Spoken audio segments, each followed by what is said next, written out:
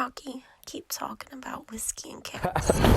All right, man. It's your boy Brocky here, man. Whiskey and Kicks.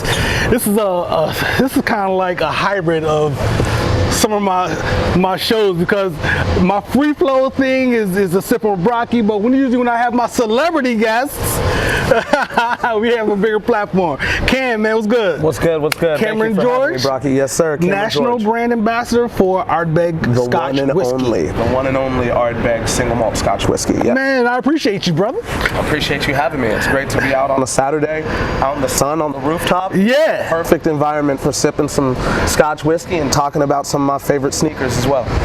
So what brought you into the area, man? What you doing out here? So we are actually, engaged in what's called the Monster of Smoke tour right now. Okay. So Ardbeg has a history of some of the most extravagant and elaborate vehicles. We've actually, over the years, we've had a rocket ship, we've had a chopper, we've had a tour bus. This year we have two vehicles that have been built by a company called Teradyne.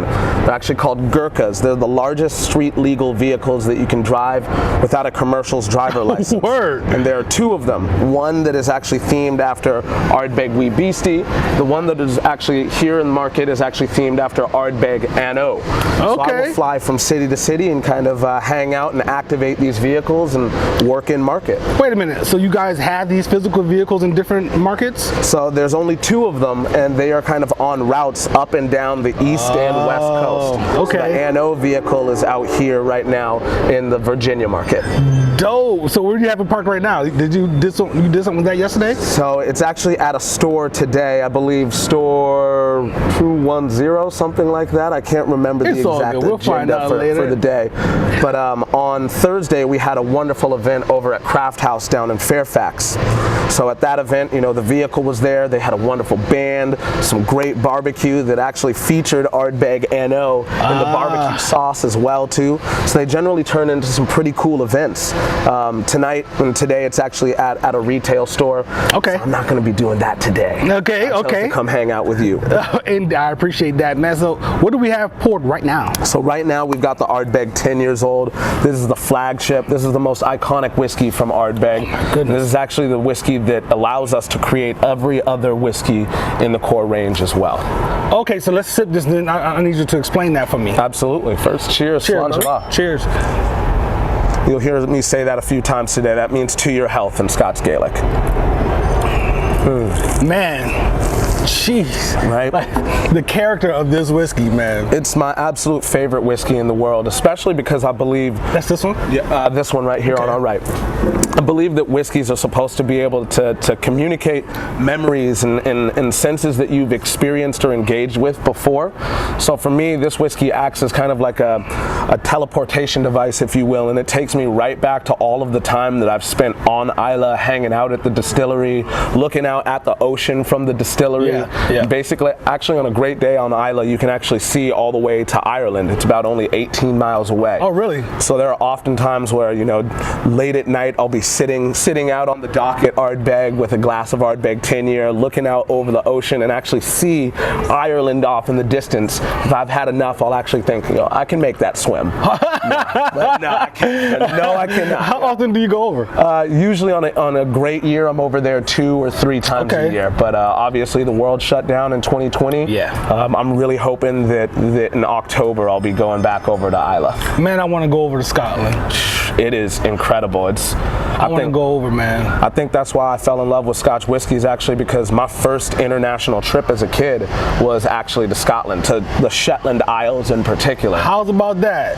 Yeah, you want to talk about a crazy story and something coming full circle and being in a job that I was almost destined for. I remember as a kid, my mom, her best friend got married in the Shetland Islands, and because she was originally from there. So we went over to go visit them and see their wedding, and I was maybe 10, maybe 11 years old, and no internet, no TV really. So on these islands, there's nothing to do. So as a 10-year-old, I'm bored out of my mind. I'm used to shooting hoops and playing with all my friends. I didn't know anybody, and we were there for like 5 days. So I go outside and I'm playing in this mud, and I'm just like, wrestling this one of my mom's friend's nephews, and like we're wrestling and stuff in this mud, and come to find out that was actually peat. And so I've literally been playing in the peat since I was 10 how about years that? old. It's crazy. It's too funny. That's nuts. So you telling that story right now kind of led to one of my thoughts that I prepared as I prepared to speak to you today.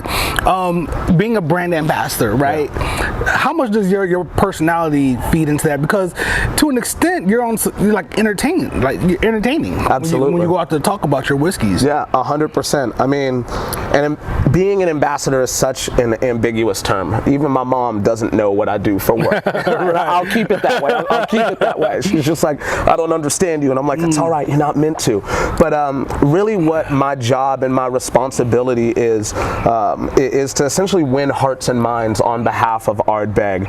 And while my overall tone is Ardbegian, as we like to say, whenever I'm speaking or engaging or entertaining, I'm really trying to take people into the world of Ardbeg, but through my lens and the way that I see it. Okay. So tone of voice and my personality, it has to be a large part of who I am and how I carry myself, and ultimately how I bring these whiskeys to people around the U.S. and around the world. Do you, for me, I prepare. I usually prepare an outline, and I know what segments I want to go first, where I'm going to break, so on and so forth. Do you prepare that way for your tastings and so on and so forth? You and I are completely different. We are completely different in that. Honestly, I've never been afraid to step up to a microphone or step up in front of a bunch of people with none to very little preparation, especially when the sense of place of these whiskeys and the entire corn range is built into my brain at this point. So on a spot, I can kind of fire. You have your elevator speech. That's what they call it, right? So what is Ardbeg? And you're like, well, boom, boom, boom, boom, boom, and you can run it down at any given moment. Exactly. Except for some of our reps across the country will tell you that I'm probably actually not the best at elevator speeches, because I get so impassioned, and I'm like, no. Look, hopefully the elevator gets stuck and we got 5, 10, 15 minutes together instead of like 30 seconds. Right. Yeah. So, as a kid, as a youth in Seattle. So you're from Seattle, Washington. Born and raised. Say that. Born and raised. You're into sports? You kidding me? Absolutely. I played college basketball as well. I mean, I'm a huge hoops fan. I like football as well. Baseball has actually gotten pretty interesting. I've been just absolutely immersed in the Olympics this year as well, so I'm loving that. You're a Seahawks fan? Of course. All right, so I want to acknowledge the elephant in the room right now. Okay. And the tension that you guys might be feeling, because I'm a 49ers fan. Woo! All right, I'm out of here. I'm out. I am out. Hey, I got the whiskey already, brother. You said I waited till after I got the whiskey first. Exactly, smart guy. Man. Smart guy. But we're gonna make this work, man. It's all good. I lived in California, actually, in San Francisco. I was just living there for the last 3.5 years or so. Yeah. So I got a lot of love for the Bay Area, not the 49ers. Though. Yeah. I understand it, man. And Seattle is on my list of places to go. I was just telling my lady just the other day, we were talking about traveling. I'm like, I want to go to Seattle. I have some friends out there and stuff like that. So I definitely want to get into that. But as young, growing up, were you an entertainer at all? Like, were you into talent shows or anything like that? What kind of stuff were you into? Nah, honestly, it was just me and my basketball and my friends. Word. It wasn't until I went to college, and I originally went to play basketball down in Oregon, and the school had this wonderful performing arts center. And being the little deviant that my friends and I were in college, we ended up starting to kind of break into the performing arts center late at night, and take the stage, and we practiced like stand-up comedy and like skits and things like that. So I didn't grow up a performer necessarily, but it was something that as I've become older and kind of moved into feeling more comfortable as myself, it's something that I'm very, very impassioned with. That's dope, yeah, because with your Instagram and everything, I'm like, yeah, this guy, say he's doing skits and stuff, but I saw the one you was talking about when someone says something about bourbon. They only drink bourbon or something like that. Now, I'm a bourbon lover. I'll be honest, I'm a bourbon lover. I'll forgive you for that too. That's strike two. 49ers and bourbon. I can love bourbon, bro. I can love bourbon, right? It's such a closed fist, though. I'm like, it's the restrictions and the guidelines on bourbon is very tight. Yeah, and the category too. Like, all right, I'm not gonna bash bourbon or bourbon do it, fans. man. Don't do it, because I got a rep. I got a rep out here. Like, yeah.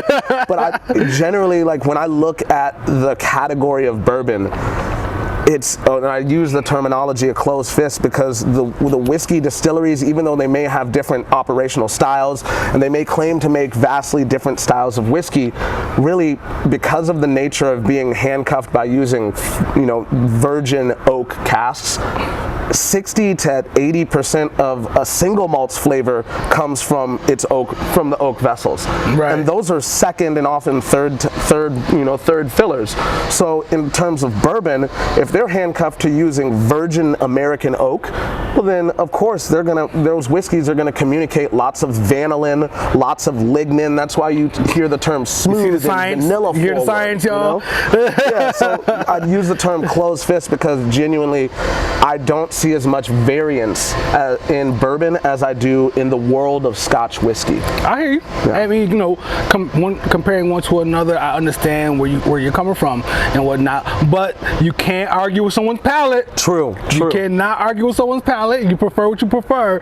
But the skit on his page, he's talking about, you know, when someone says, I forgot what it says, something about, you know, how they love bourbon or only, and he's like, exactly. He's rolling down the stairs on his back, like, I can't believe it. Please. That was one of my favorite skits to make. I got a phone call from my boss after that, and she was like, just make sure you're not putting yourself in any danger. And I was like, no, it's a controlled environment. You know? Yeah, I didn't get any sense of danger out of watching that not video. at all. Yeah, I was like, Deborah, thank you for worrying about me, but I got this. That's hilarious, man. I mean, it's good to have people that care, right? Yeah, exactly. So, you're the grandson of a Tuskegee Airman. Absolutely, yeah. Let's talk about it, man. So, did you know that all your life? Yeah, all my life I've known that. It's I come from a family of incredibly proud, especially women. I'm the first man in my family, the first male in my family in quite a few generations now. I don't have any male cousins or nephews. Wow, well. Really? At least on my mother's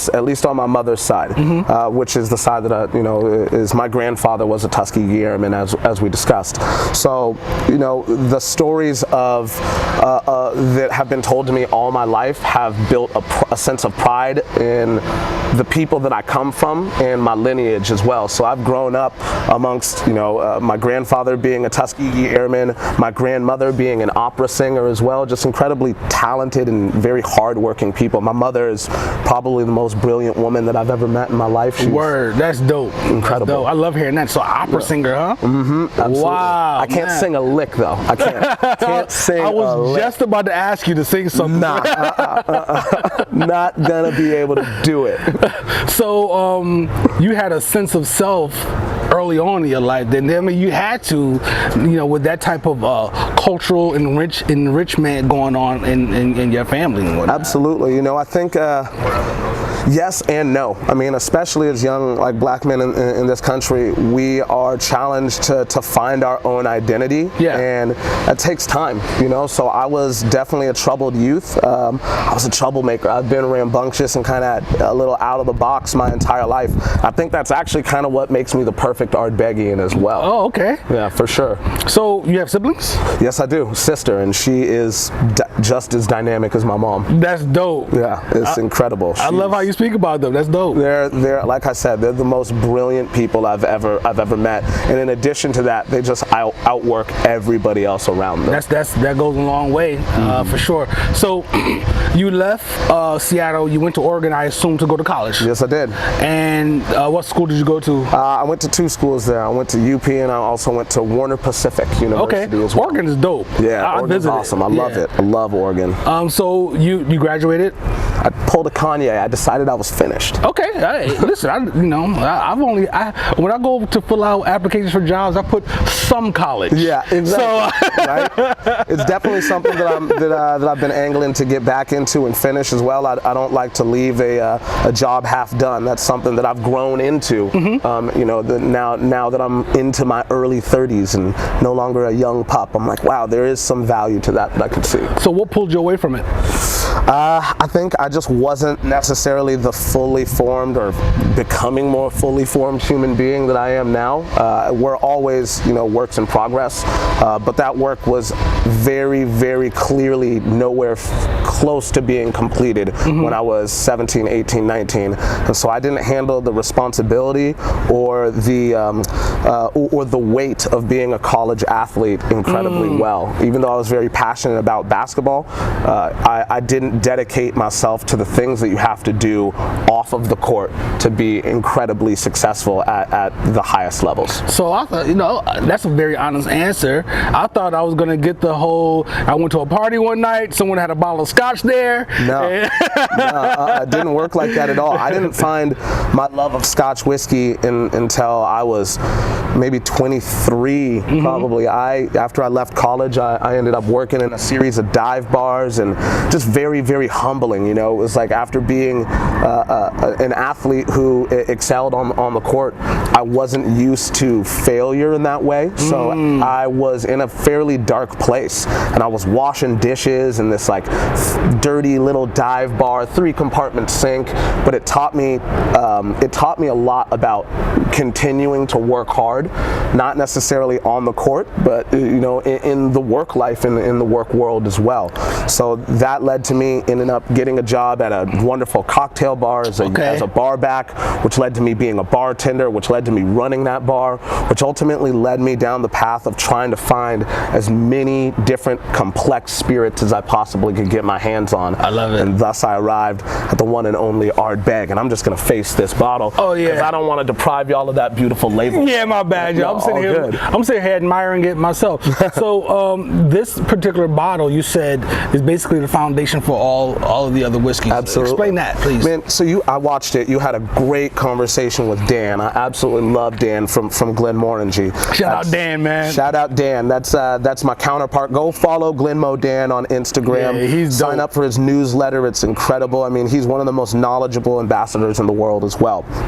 So Dan and I spend a lot of time together, like a lot of time. And I would say over 70 nights a year, we're hanging out, doing our thing together.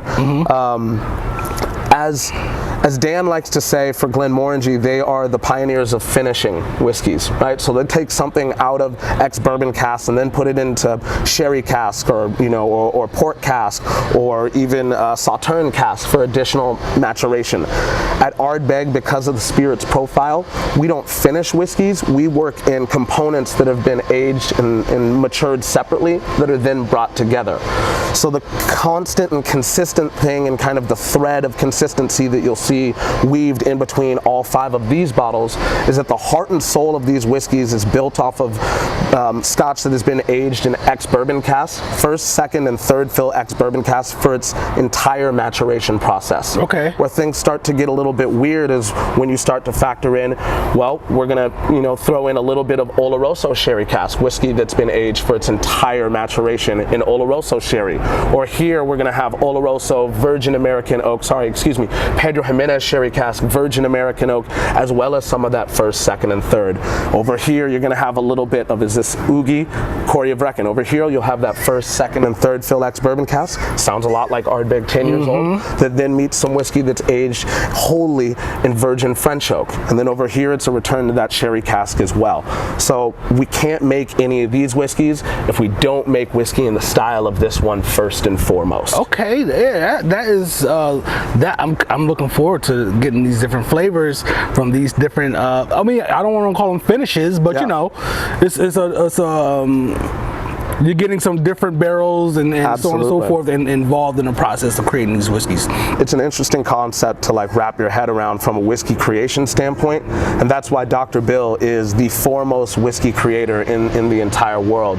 He literally takes off one hat in terms of production for Glenmorangie and about faces and puts on a completely different hat to produce Ardbeg. Wait, same distiller? Same. From so Glenmorangie 2 different distilleries, right. Same whiskey maker. So So Dr. Bill, even though he is a very accomplished master distiller, he doesn't oversee distillation at either distillery, meaning he doesn't work out of either distillery anymore. He used to be the head distiller at Glenmorangie until they ended up purchasing Ardbeg, and then he had to move into more of an oversight and I guess kind of take a step up so that he could oversee 2 distilleries instead of just the one. So even though yes, he is a biochemical engineer by trade, and he continues to win World Distiller of the Year in terms of the whiskey kind of category, he does not actively do the distilling itself at Glenmorangie or Ardbeg.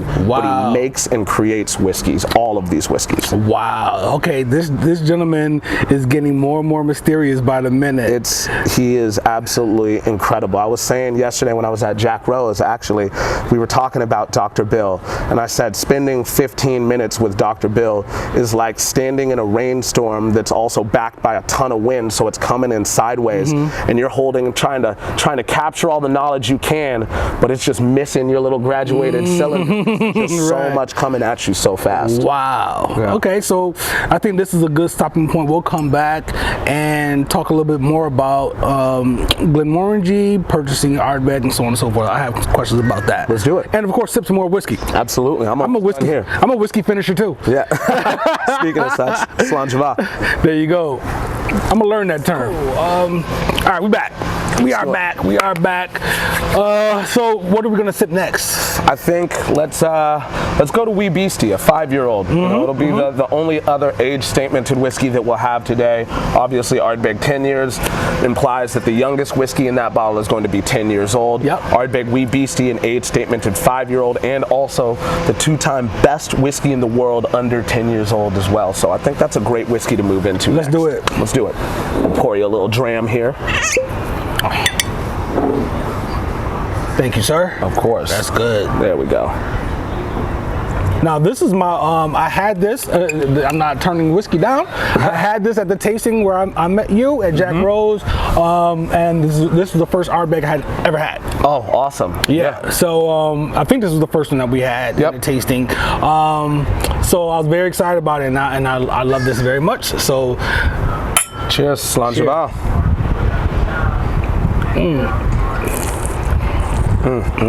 It's so different. So different than this one. Right? Absolutely. And it really is because of the, I really believe that whenever we're speaking about whiskey, the term terroir shouldn't really be applied. I think that provenance is a much better kind of fitting term, and especially for Ardbeg, also because we released a whiskey years ago called Ardbeg Provenance. When we want to think about sense of place and what that means to a whiskey, for Ardbeg 10-year, I think the fact that we're using a lot of second and third fill ex-bourbon barrels allows for the distillery's intrinsic like thumbprint and DNA to kind of come across. For something like Ardbeg Wee Beastie, the story that we're really trying to tell is about Castle Hill, which is the peat bog from where we actually source all of the peat for Ardbeg's production. So it's a different story that we're trying to discuss. Thus, we're going to use different styles of cask to tell that story. Okay, coming in at 94. Yep, 94.8. Yep, exactly. 47.4% alcohol by volume. I actually helped choose that proof as well, which is pretty cool. Dope. A monster of a dram. I love that. I love the bottling too, man. Yeah, it's cheeky. Yeah, it is. I'm into that kind of thing too. Yeah, and it stands out. It has a red on it. You know what I'm saying? Absolutely. So it stands out from the others. So Glenmorangie bought Ardbeg Distillery in 1997. 97, yeah. So previous to that, how long of a gap was it from the time Ardbeg stopped producing whiskey to the time they came back? Yeah, that's a great one, right? So Ardbeg has an interesting story. It's a little bit like a roller coaster, right? If you go back to the 80s, from 81, actually mid 1980 till 1989, Ardbeg was closed and shuttered as a distillery. So we we actually weren't laying down spirit. This was because the industry was kind of pivoting on its head. Essentially, you had the rise of blended Scotch whiskeys, so nobody was really consuming single malt at that time. Right. And so what ended up happening was Ardbeg was shuttered and ended up being closed. We reopened in 1990, and actually there's one of my favorite whiskeys called Ardbeg Arnhem Beist, which actually means home of the beast. Okay. Ardbeg Wee Beastie, How being about the that? littlest and youngest beast that we've recently released. So in 1990, the distillery made a pretty good amount of juice, but nowhere near what we were even making in 1889, which was like 1.3 million liters of spirit. Wow. So we're still quite a small distillery. So the distillery lay dormant again from 1991 until about 1996. But little known story, actually our good friends over at Lefroy would come over and open up the distillery for periodic distillation.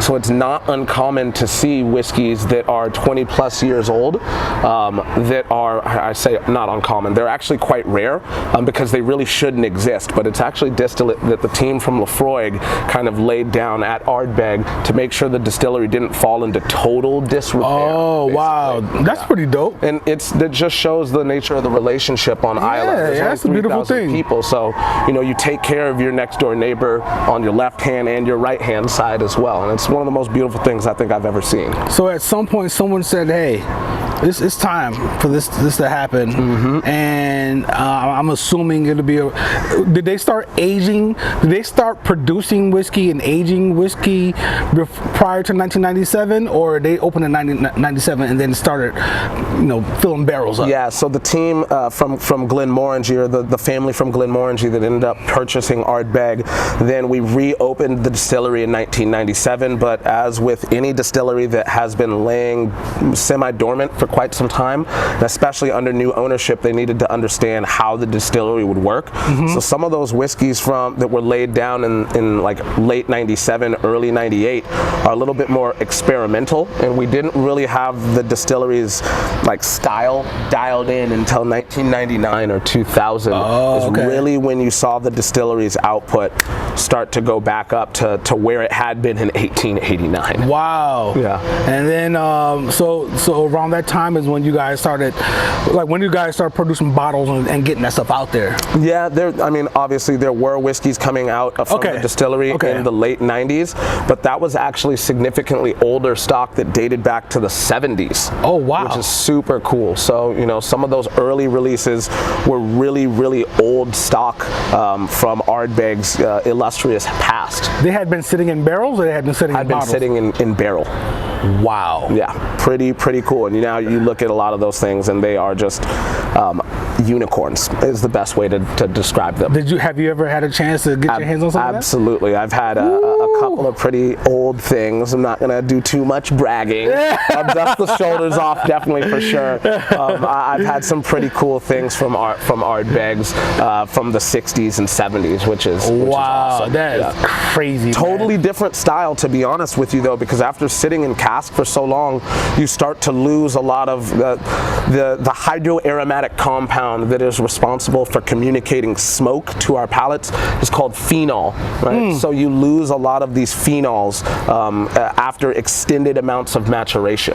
So phenol is in the actual peat? Absolutely, yeah. So gotcha. when you are malting barley, especially for heavily peated whiskey, the way that it is injected with this smoky kind of characteristic is actually in the kilning phase of the malting process. So you've essentially told this barley, great, we're going to saturate you, we need you to believe that it's springtime, and we need you to start the act of photosynthesis. Oh, wow. So what happens internally is that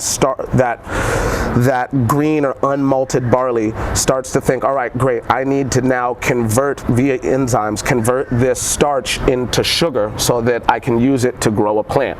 So as soon as it creates all that sugar, because later on that's going to be the food for the yeast, you need to tell it stop, right? So you do that by essentially by kilning it, by drying it out. So through the first 16 hours of the drying process, you use peat peat. And so the burning of peat releases these phenols, and phenols literally ride on that smoke and attach themselves to the outside of the malted barley because it's still damp, and phenols are hydrophilic. So they really like a damp and moisture-rich kind of a saturation. You know, when I first started, and if his college professors could hear him now, you hear that science, this math, science, all blood, sweat, and tears, I'm telling you, behind these spirits. I'm telling you. But you know, when I first tried Scotch, I was like, the smoky thing. I was like, I don't like it. But you know, over time, here goes the wine. There's a wine connoisseur right now. What's walking going in on? the whiskey show. Welcome. You know what I'm saying? So over time, man, that I started loving it. Yeah. You know what I'm saying? I started loving it, and I bring this up in other settings when I'm speaking to people about Scotch. One of the things that intimidated me about Scotch is you see like the same brand, and you see like so many different selections. I'm like, dude, if I fall in love with this, I'm gonna go broke. Yeah. I'm gonna go broke. It's so many, and it's happening, though, man. It's happening, dude. I'm not gonna lie to you, though. This stuff is delicious. Hey, man. it's a fun, peaty road, so I look forward to walking it with you there. Yeah, man. Let's. Can I get some of this next one? Absolutely, let's do it. I'm gonna kill my second whiskey here. Yeah, go ahead and be a good whiskey finisher. So, what's next? Ardbeg Anno. It's probably the most mispronounced whiskey from our core range. I did it. It's all right. It's all good. I hear it Anoa, Anon, Anoe. I'm like, no, it's Ardbeg Anno. It's like saying I know with a little bit of Scottish brogue. Right. Anno. This whiskey for me is one of my absolute favorites as well, because the story shifts from that sense of place and provenance that is the distillery to Castle Hill peat bog, where we get all of our peat, to now a softer, more decadent and rounded off style of whiskey coming from Ardbeg. Dude, I just nosed this just now, and I grabbed the bottle so fast because I pick up sweetness immediately. Yep. As a bourbon lover, this will be one that you will absolutely love. I said, wait, what's going on here? And it says it right there, smoky, sweet, singularly rounded. I'm so happy I pronounced that word right with all this whiskey I've been drinking. You killed it. Yeah, this is probably the most complex whiskey in terms of the casks that are being utilized to bring it to life, and also we use a technique that's essentially called marrying as well, or vatting. So we'll use first, second, and third fill ex-bourbon casks as the heartbeat. Remember, it all starts with whiskeys in that style of Ardbeg tin, even though they may not all be 10 years old, because this is a non-age statement whiskey. So we're not declaring an age. So it gives us a little bit more flexibility to make a whiskey to a flavor profile rather than a number. Okay. Right? So the heartbeat is that ex-bourbon cask, but then you're also going to have some pretty cool things in there at work as well. Let's see on the nose if we can pick out what those culprits might be. Man, my nose is not that sophisticated, but... Oh, no, you got it. You got it. However, so... There's a fruitiness to it that I absolutely love. So I went citrusy just now. Yep. What kind of citrus? You thinking? For me, it's orange, but I don't want to lead you to the punch there. No, it was more in the lemon family. Lemon? For me. Okay, all right. Yeah, so which is just strange coming from a Scotch whiskey for me. It's heavily peated Scotch whiskey. Like that's supposed to be a top note and very ethereal note from Ardbeg. So that's part of the distillery's kind of DNA coming across. We use what's called a purifier at Ardbeg.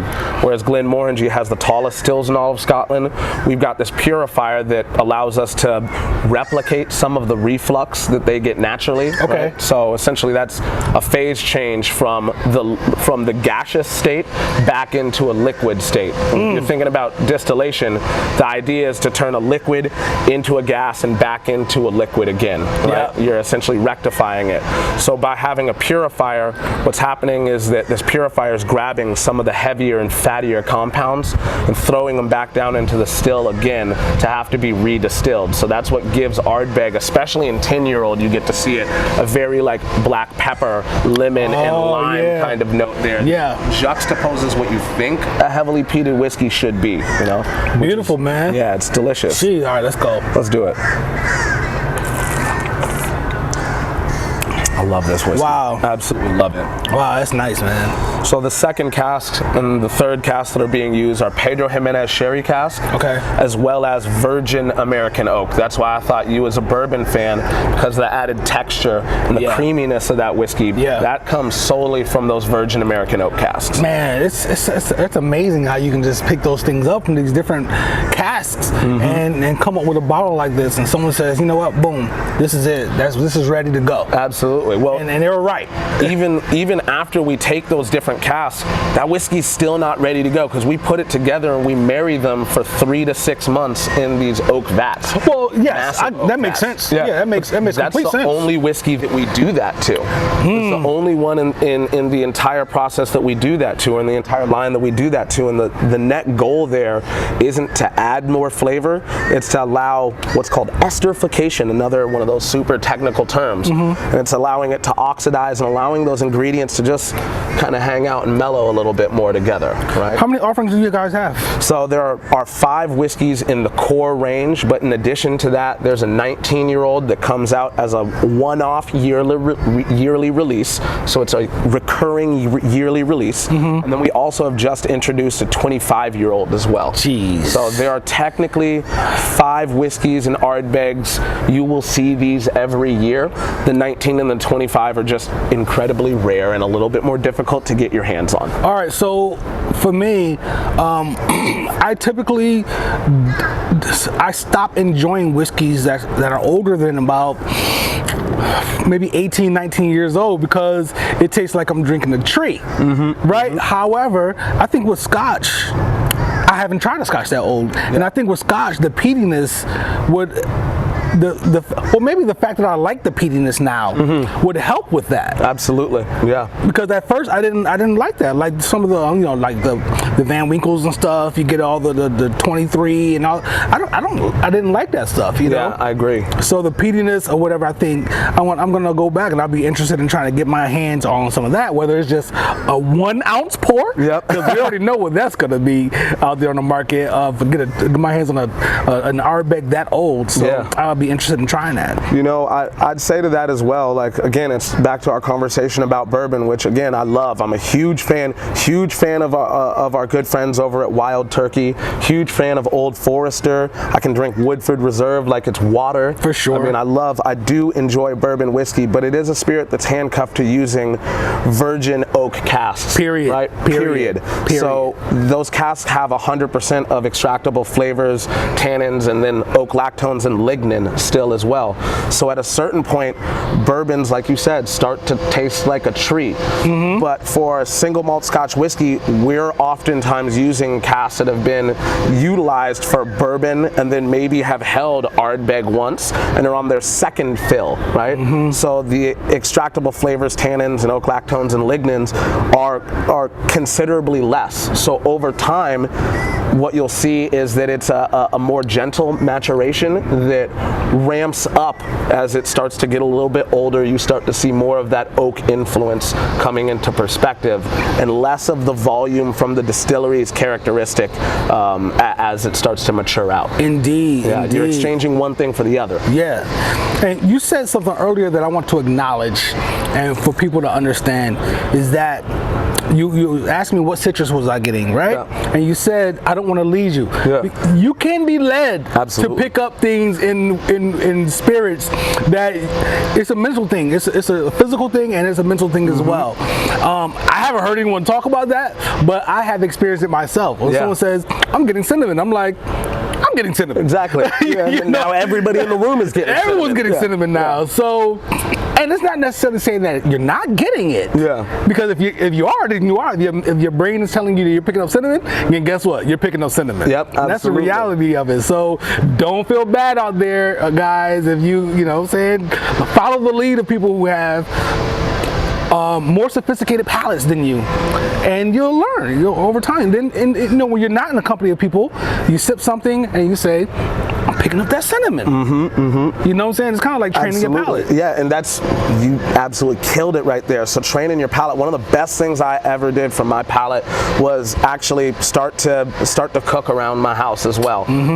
As a younger man, I wasn't often prone to cooking. I was eating out a lot, and hence I gained some weight. Right? I had to get to the gym to slim back down. But when I started cooking, that meant that I had to buy a lot of different spices and seasonings, and so now my spice cabinet at home is deep. It's deep. So that's one of the best things you can do to start training your palate is actually just start picking up spices and smelling them as well, right? Because you're locking those things into your memory. Yeah. And your olfactory system, your ability to smell stuff is directly connected to your sense of memory. So the more you commit flavors and experiences and senses to memory, the easier it is to communicate those in the format of a whiskey tasting. Dope. Yeah. So look, man, you were a whiskey top bottom, man. You have to have an outlet. Yep. What do you do outside of whiskey? Oh man, I hoop. I still hoop. Word. That's what I love to do.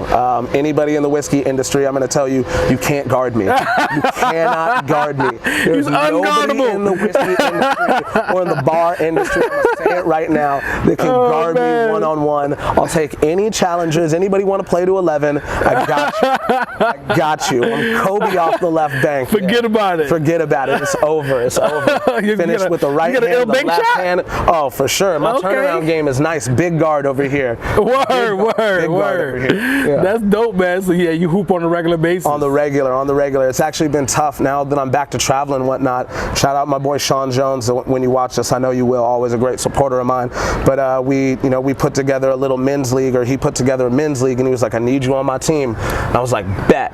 And we play on Saturdays, and I've been gone like the last 4 Saturdays. So I haven't hooped with him. I haven't run. It's a gift and a curse, right? Things open it back up a little bit. Exactly. Be here, hanging out with me on my rooftop. I'm here for it though. With all the construction and all the other, and the blackbird, the crows all over the place going crazy. They smell the whiskey. They want some too. Yeah, they want some too. So that's a nice segue. We're gonna break real quick, and we're gonna come back because as y'all can see, he got some mint, super crisp J's on the table. So we're gonna talk about some sneakers. Let's do it. Word. So what's next, man? What we got, baby? Let's dive into Ardbeg Cam as we start talking about some sneakers as well. Yes. Oh, this is dope. Oh, Natalie, great job selecting this. This is one of the older packaging. Oh, this is my favorite. This is my favorite. This reminds me, so Ardbeg has always been at the head of the class in terms of like packaging and labeling and as well as marketing. Just, it's not necessarily overt and in your face, it's cheeky and you have to pay attention and kind of be aware. So you kind of see how there's a little ship right here that's being dragged down into a whirlpool. Cam is the name of a whirlpool on Isla. That's dope as shit. The bottling and stuff, the way they did that, the lettering and stuff like that, that's crazy. So, this is old packaging. Ardbeg, if y'all watch this, bring back the old packaging for Ardbeg Cam. We're begging you, please. Let's dive into this whiskey. Let's do it, man. This is 57.1. 57.1. Yeah. So this is a big dram, big high proof. High proof, of course, yeah. Bourbon drinkers often love that, that extra proof and that extra little bit of punch as well. For sure. It's just crazy how each one is so different. So different, right? And that's what I love about the distilleries. Like, that is crazy. People think peated whiskeys are supposed to be a monolith. Like they're just all dark, ominous, and scary. But we can tell different stories with every single bottling that we have on the table here. It's a wide diaspora. Wow. There's a lot to fall in love with.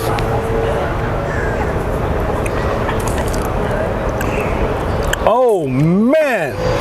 Dude. I knew you would love that. I knew you would love that one. I knew you would love that. What a trick. You would love that I picked up zero peatiness on the nose. It's wild. It's wild. This is crazy. I picked up, I was like, well, this is because this one wasn't super peaty, even though it was. But this one I thought was going to be Yeah. Nothing like Nothing like the third, right? the mouth. No, the mouth on this one is completely different than the nose. Absolutely. That is nuts. It's wild. You know, to me, one of the interesting things is we don't change the recipe at Ardbeg. We only take malted barley that's been peated between 55 and 65 parts per million in terms of its like range of phenolic content. So we do not change the recipe. We don't change the temperature that we run the stills at, the fermentation times. We don't change any of that. When we want to push a whiskey in a particular direction, it's wholly about what styles of cask for their entire maturation that we're using, right? So this is ex-bourbon and virgin European oak. Oh, so I picked up the bourbon on the nose. I picked up a little sweetness on the nose. Zero peatiness, but when you sip this, it is a Scotch through and through. Yep, absolutely. All right, so I would not call this a bourbon lover Scotch, even though I'm a bourbon lover and I love it. But you know what I mean? Like that one was. Yeah. But it's man, that's dynamic. Yeah, that's crazy. that's the best word for it. Dynamic. That's crazy, man. Absolutely dynamic. That is insane, right? So let me tell y'all, what is this called again? Corey of Reckon. Oh shit, I'm not gonna pronounce that. But that one, Corey for short. We can say Corey. Yeah, this is when you decide, you know what? I can just pick my car up tomorrow. Yep, absolutely. I'm gonna stay parked where I am, and I'll come back and get the car tomorrow. Yeah, drink responsibly. Go get the car tomorrow. Sure. That's a motto I often live by. Or just Uber everywhere. Uber everywhere, man. You know, so man, you're a sneakerhead, man. The word once again, I have another guest on my couch here. The word on the street is that he's a sneakerhead, and I hate to use that term, but you know, because we outlived it. We were loving sneakers before the term sneakerhead came around. Before it was cool. But you're a sneaker lover, oh, man. Absolutely. Actually, you know, it's interesting. I collect shoes. My favorite shoe is obviously the Jordan 1. That's why I ended up bringing a pair of Wolf Grey Jordan 1s out. Classic. It's classic. You notice I got on my Chuck Taylors as well. Classic as well. The official, unofficial shoe of the Ardbeg Distillery as well. If you walk around at Ardbeg, everybody is wearing Chucks. I'm not joking. Word. Everybody's wearing Chucks, and then also the Chucks that they have at the distillery all actually have Ardbeg kind of engraved onto the side right there as well. So I have a pair of those, but I wore them out, so I had to switch it up. You know, I had to switch it up. That's the beauty about Chucks, is that you can just keep replacing them. Exactly. Yeah, exactly. You know what I'm saying? So your love of sneakers, man. When did it happen? When did it start up? Man, I really do think it was when I was a kid. You know, again, having a basketball in my hand as young as 3, 4, and you know, playing on my Fisher-Price basketball hoop and pretending to dunk and whatnot. Like, you know, the hoop culture has always been like ingrained in my DNA. And a large part of hoop culture is what shoes do you have? You know, what shoes are you wearing? So that was something that I just fell in love with. I think the Jordan 1 was probably the first shoe that I ever really fell in love with. I love Jordan 4s too. I love Kobe's as well. I've always hooped in Kobe's. The Huarache is probably my second favorite shoe to hoop in as well. Word, the Huarache, huh? Yeah, absolutely. Word, I don't hear too many people talking about hooping Huaraches. Oh man, I was big on Huaraches when I was a kid. That man. 2K, the 2K4, I believe was the name of the first Huarache that I really started wearing. Word. You can customize them on eBay. They're not too soft. They're not too soft for the court. No, not too soft for the court. Not too soft for the court at all. Okay. At all. I love them. No Jordan 3s. No 3s. The 3s kind of miss me. They kind of miss me, but I love 7s. I also love the 11s as well. Actually, funny story that I don't know why I didn't think about telling you this. I think part of the reason that I have my job is actually because of my love of sneakers. So when I was interviewing for the job as Ardbeg's national ambassador, I made it through the first and second round of interviews, and I made it to the third, and this one was in person in New York City. And so I put in the wrong address to Moet Hennessy's home office. It's on like 14th Ave or something. I think I put on like 14th Street. So I go the complete wrong direction in New York. I'm supposed to be there at 9 a.m. for my in-person interview, and I go to the wrong place. I hop out all confident, walk into this random building, and I'm like, I'm here to go to the Moet Hennessy office. Like, say it with your chest, right?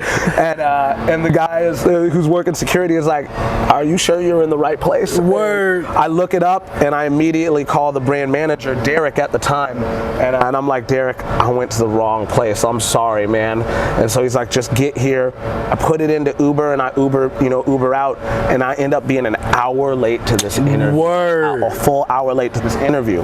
But where sneakers tie into this was they had me give a brand presentation about the brand, but then they also wanted to see who I was outside of the world of whiskey. Yeah, man. Right? Yeah. So they asked me to give a 15-minute presentation on something that had nothing to do with whiskey. And on obviously, the spot? Or you prepped? No, I prepped for it. I prepped for it.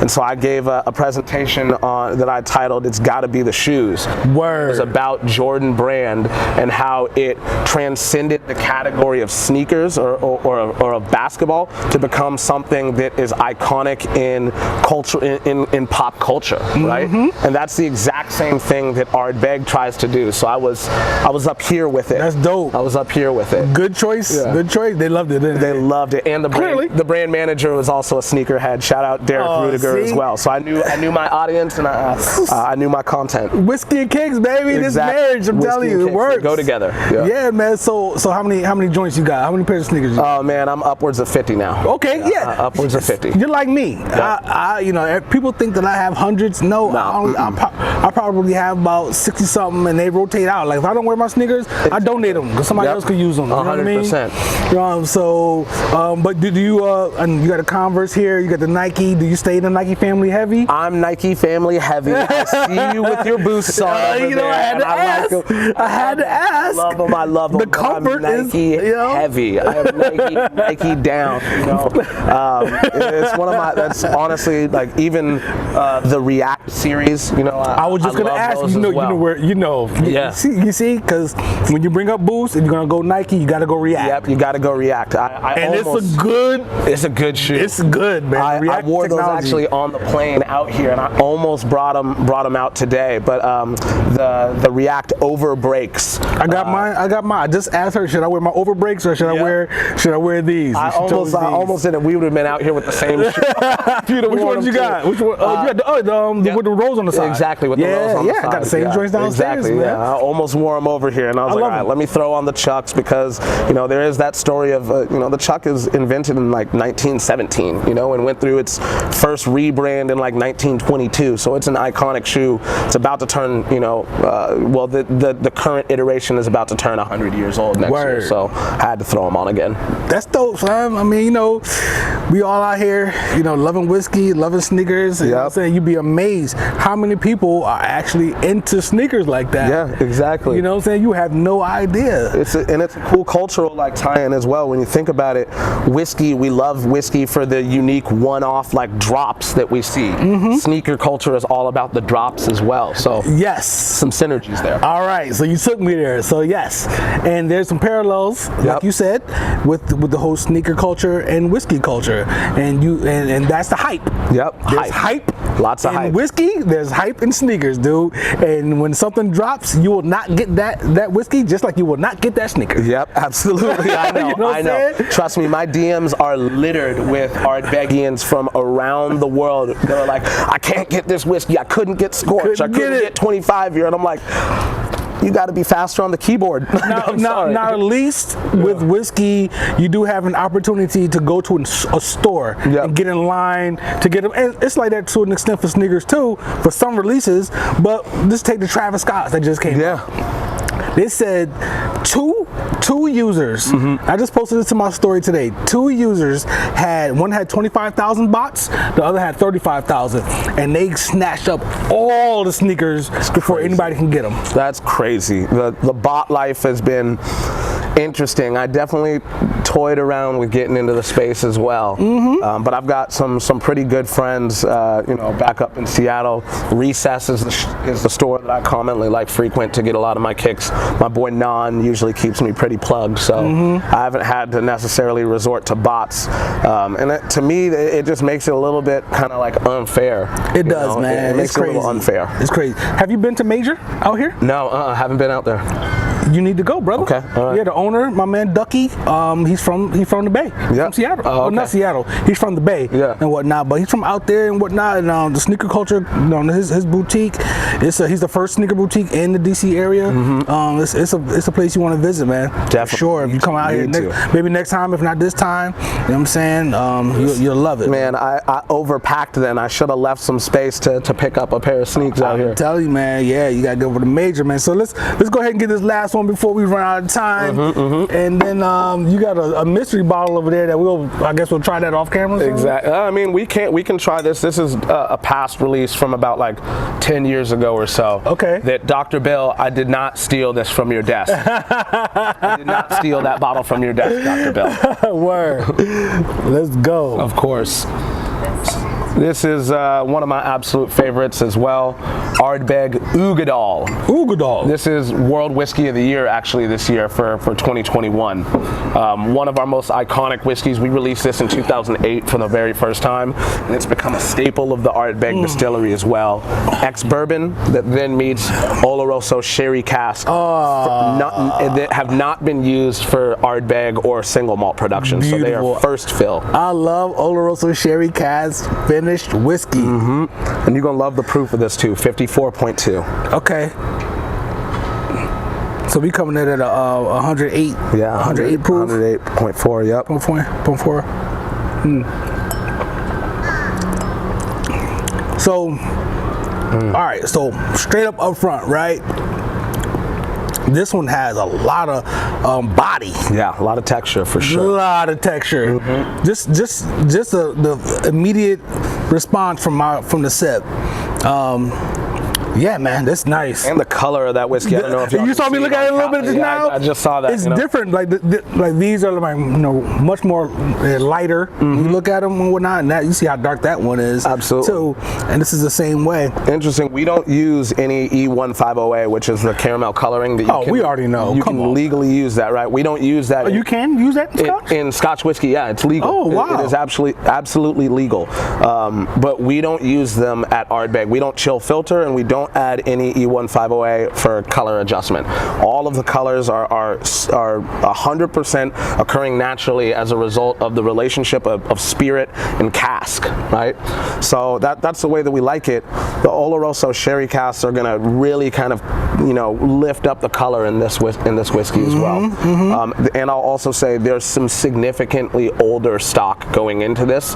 Again, it's a non-age statement whiskey, so I'm not gonna get fired. So I don't want to disclose the age. But no, we need to do all that. Probably older than 10 years old that go into this. Yeah, that's a beautiful one.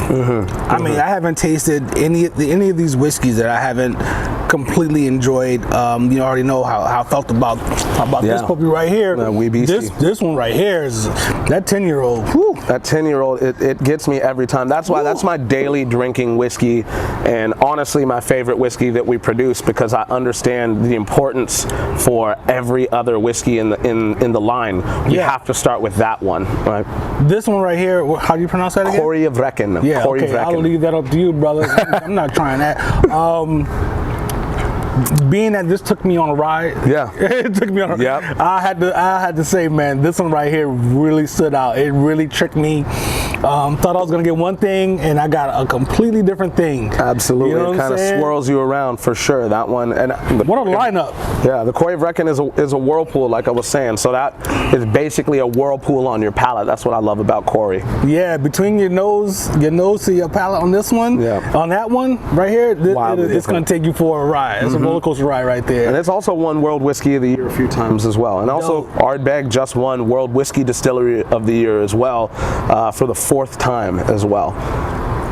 So this is this secret stash. Might as well do this. Let's do it. I hope I have lost track of time, so I'm not sure when my camera's gonna shut down on us. All good. But we all good. So this is a whiskey called Ardbeg Alligator. Oh, shit. Alligator. Okay. So this was a sample that Dr. Bill and the whiskey creation team had sitting in their office, even though we released this whiskey 2011. he's had a sample of it in hand for just analysis in the sensory laboratory in his office in Edinburgh. So when I was visiting, my pockets got a little bit fatter as I stuffed this into one of my pockets. He told me I could as well. But yeah, it's a very rare whiskey. I have a bottle at home, but I travel with it for friends. So I'm excited to share it with you. Cheers. Cheers, brother.